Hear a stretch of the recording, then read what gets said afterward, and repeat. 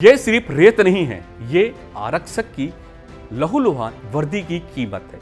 बलरामपुर की धरती पर रेत के अवैध कारोबार ने आज एक वर्दी को कुचल डाला और शायद अब वो वक्त आ गया है जब हमें ये पूछना चाहिए, क्या वर्दी की कोई कीमत रह गई है या रेत माफिया अब कानून से बड़ा हो चुका है। घटना बलरामपुर जिले के सनावल थाने के लिबरा गांव की है। बीती रात कन्नर नदी में अवैध रेत उत्खनन पर कार्रवाई करने गए पुलिस कर्मियों को रेत तस्कर ने जानबूझकर ट्रैक्टर से कुचल दिया।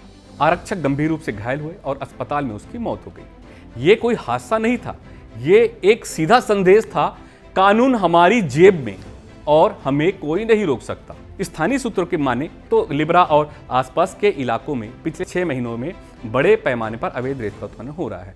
बाहरी लोग अन्य राज्य से आ रहे हैं, भारी मशीनें, ट्रैक्टर, ट्रालियां सब खुलेआम काम कर रहे हैं। शिकायतें हुई, कार्रवाई भी हुई, 3 ट्रैक्टर जब्त भी किए गए, लेकिन कुछ दिनों बाद उसे छोड़ दिया गया। किसके इशारे पर? पुलिस के ही कुछ लोगों की मिलीभगत से रेत का अवैध कारोबार फिर से चालू हो गया। घटना के बाद आईजी ने थाना प्रभारी दिव्यकांत पांडे को निलंबित कर दिया। लेकिन क्या यह काफी है? एक आरक्षक की मौत की जिम्मेदारी सिर्फ एक अधिकारी पर डाल देना क्या सिस्टम को क्लीन चिट देना नहीं है? इधर आरक्षक को ट्रैक्टर से कुचलने के मामले में हाई कोर्ट ने स्वतः संज्ञान लिया। सवाल यह है, जब सत्ता, सिस्टम और सियासत तीनों एक साथ रेत से खेलने लगे तो कानून कहां टिकेगा? बलरामपुर की घटना कोई पहली या अकेली घटना नहीं है। रेत माफिया ने मध्य प्रदेश और छत्तीसगढ़ के कई जिलों को जकड़ रखा है। छत्तीसगढ़, बलरामपुर, सूरजपुर, कोरिया, महासमुंद, बलौदाबाजार, गरियाबंद, जहां से महानदी गुजरती है। यह नदियां अब कानून से भी ज्यादा माफियों की मर्जी से बहती है। मध्य प्रदेश, भिंड, मुरैना, सिंगरौली, धार, नरसिंहपुर, शिवपुरी, भिंड, मुरैना, यह रेत माफिया पर कोई कानून नहीं चलता। पुलिस प्रशासन और नेताओं की कट में तस्करी धड़ल्ले से जारी है। नर्मदा, सोन, ताप्ती और अन्य नदियों से रेत का दिन रात खनन किया जा रहा है, कभी नावों से, कभी जेसीबी से और कभी हथियारों के दम पर। रेत माफिया सिर्फ कानून को नहीं तोड़ता, अब वे जान भी लेने लगे हैं।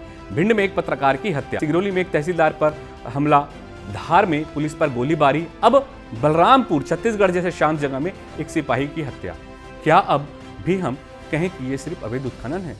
नहीं, ये संगठित अपराध है जिसकी जड़ें सत्ता में है। रेत के इस खून से सने खेल में कौन है असली खिलाड़ी? क्या हर जिले में प्रशासनिक अधिकारियों की मिलीभगत बिना ये धंधा इतने खुलेआम से चल सकता है? नेता, अफसर, पुलिस और माफिया का गठजोड़ अब एक रेत सिंडिकेट बन चुका है। बलरामपुर में आरक्षक मारा गया, लेकिन क्या आज मरी है वो उम्मीद जो जनता को कानून पर होती है? दूसरा पहलू आज सिर्फ एक सवाल उठाता है, क्या एक सिपाही की जान की कोई कीमत है इस सिस्टम में? या फिर अब ये देश तय कर ले कि रेत से लाशें भी निकलेंगी और सब चुप रहेंगे? हमें देखना होगा, सुनना होगा, क्योंकि हकीकत का दूसरा पहलू भी होता है।